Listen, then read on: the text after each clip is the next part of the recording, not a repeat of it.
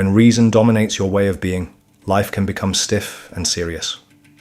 According to Dr. Robert Moore, the mind behind the King Warrior Magician Lover Psychology framework, when nothing excites a man anymore and he lacks aliveness, he has repressed the fullness of his lover energy and is manifesting the archetype of the impotent lover. The antidote? Tapping into your wild man a bit more, so you can embody the qualities of playfulness, passion, and spontaneity. To do this, you need to cultivate your lover energy. By tapping into this power you have within you, it can revolutionize your life and relationships, from the boardroom to the bedroom. Let me show you how understanding and cultivating these 5 signs of fully awakened lover energy can free your ultimate self and make you more attractive. Because if I'm working with a man, I want to know if there's anything that he's aware of taking delight in. Because if there is something he can name, then I say, aha, the lover is opening up in you. We just have to widen the areas where that potential can be experienced. Sign 1. Embodiment. A man with awakened lover energy fully inhabits his physicality, sensuality, and emotions. He's present in his body, aware of his senses, and in touch with his feelings. So anyway, as you get past this mere embodiment, the capacity not to be revulsed by anything, you know, there's no shame in the lover, in the healthy lover. That lover, that archetypal energy itself, it doesn't have any wiring for shame. And I like to say, if you got this stuff online, you can play and you can display.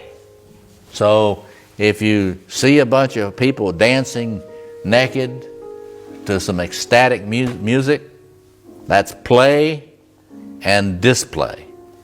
No shame.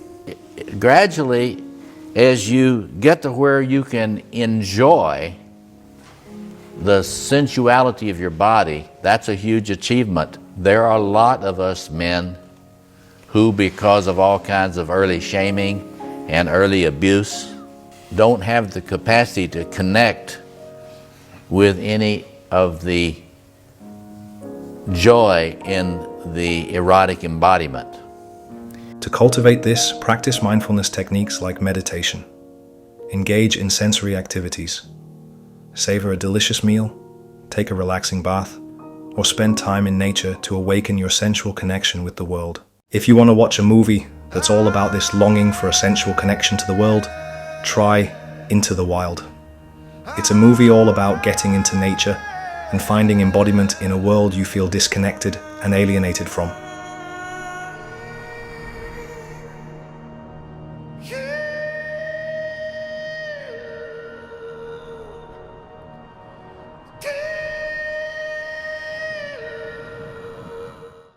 Sign 2. Erotic sensuality. This goes beyond just sexual desire.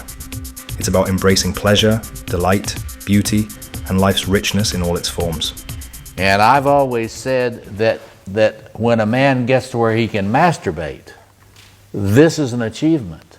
And I've worked with a lot of men who have had pornography addictions. We can shame these men, but what you got to understand is the capacity for them to even experience the erotic through porn is an enveloping of this potential in them. It's tragic that they can only feel anything through that. But I have worked for a long time in analysis with men who, when they came to see me, the only connection they had to anything in their heart was a satchel full of pornography. They didn't have very much capacity to feel any tenderness toward any of it, but it brought something up in them.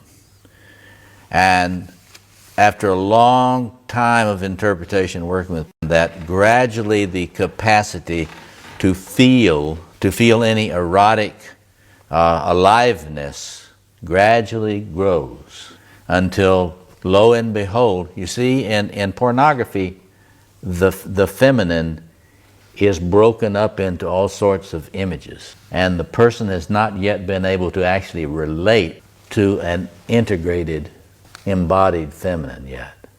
A movie that explores this aspect to develop this capacity to experience erotic sensuality. Explore activities that heighten your senses. Take your time to really enjoy intimate experiences. Remember, this isn't just about sex. It's about finding joy and beauty in all aspects of life. You can find it in listening to a song that really touches your soul. Musicians are bursting with this capacity, and it's a driver of much of their creativity. Look no further than Prince for a man driven by erotic sensuality. Sign 3. Intimacy.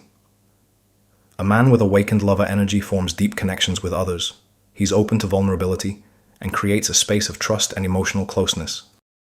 Men, contrary to what a lot of people think, often don't experience themselves as equal to the feminine in power. And a great deal of problems, as we'll get into this when we talk about the psychopathology of the lover, a great deal of men's problems with being a lover has to do with fear of the feminine.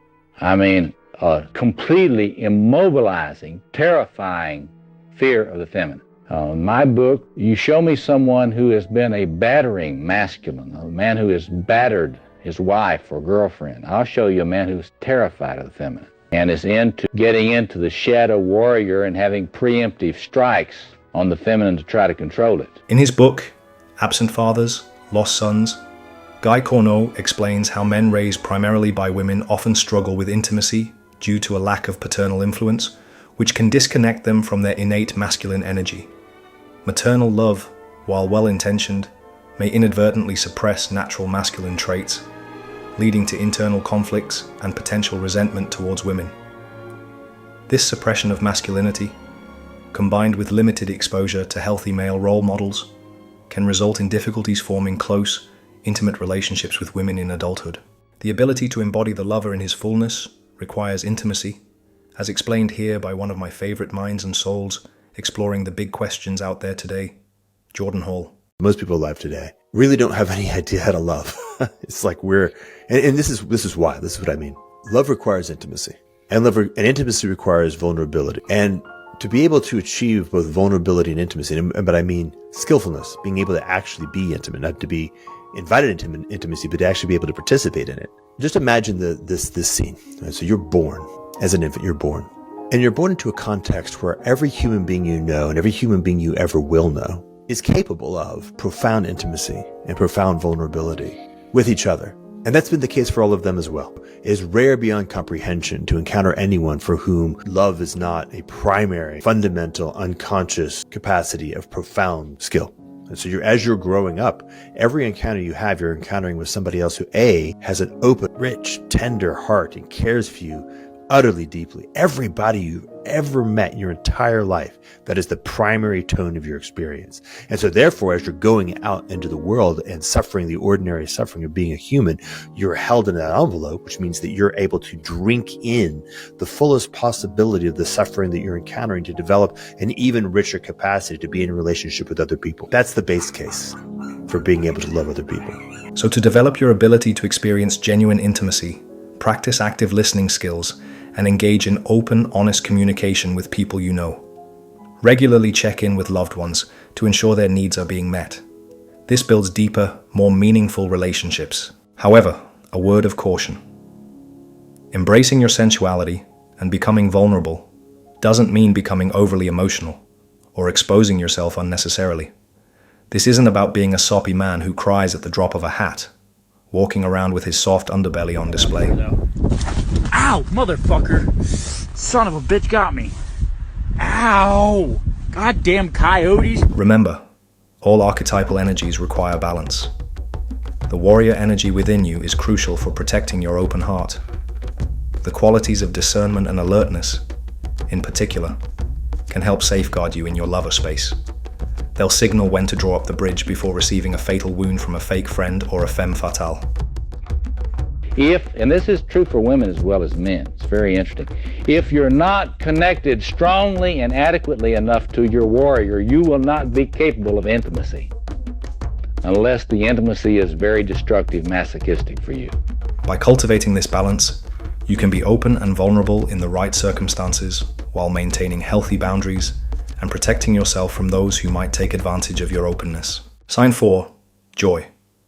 The awakened lover expresses pure delight and happiness, finding pleasure in life's simple moments.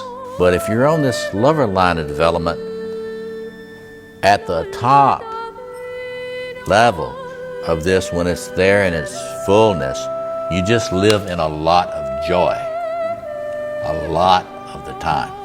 To experience more joy, you've got to be spontaneous.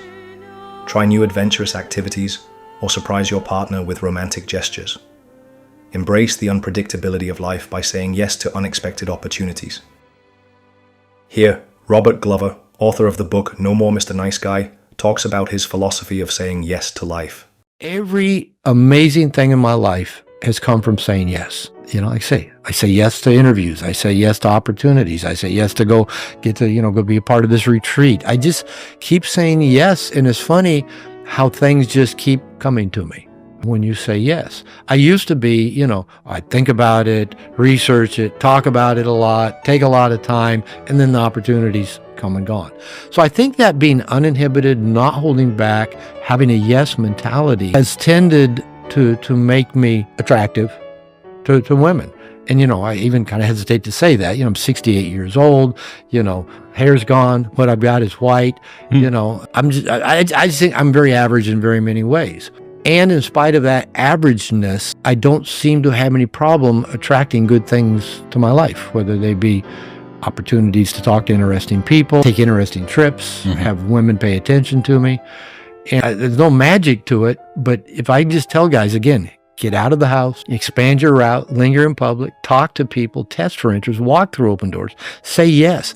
It makes you an interesting person. These practices and mindsets help to cultivate a sense of playfulness and zest in your own life. And guess what? A man with a zest for life is an attractive man too. Sign 5. Devotion. This final sign involves having a deep commitment and dedication to someone or something beyond yourself. When the heart of the man is opening, he begins to experience the capacity for empathy. When we're treating narcissistic personality disorders, one of the things we know about narcissistic personality disorders is they do not yet have the capacity to love. And with it, they do not have the capacity to experience empathy. That is, when they think about you, the only importance any feeling you might have is what it means to their narcissistic gratification. So as a person heals from being ill in that way, they gradually learn how to imagine how another person is feeling. Reflect on what truly matters to you and align your actions with these values. Cultivate empathy for others to build deep loyalty and meaningful connections. This creates a sense of purpose and passion in your life. By awakening and balancing these 5 aspects of lover energy, you'll experience life with greater passion, connection, and fulfillment. You'll become more attractive, not just in romantic relationships, but in all your interactions. Remember, as Dr. Robert Moore taught, the lover archetype is the embodiment of sacred sensuality and passion. It represents a deep desire for intimacy and the ability for a man to express himself fully. Embrace your lover energy, gentlemen. The world is waiting for your passion, your joy, and your fully awakened self. If this video lit a fire in your soul, smash that like button and subscribe. And if you're ready to dive deeper into masculine psychology and the lover archetype, you can continue exploring Dr. Robert Moore's ideas in his lecture series on the lover archetype. It's a powerful resource for any man looking to fully embrace this vital aspect of his masculinity. Click on this video here to start the series.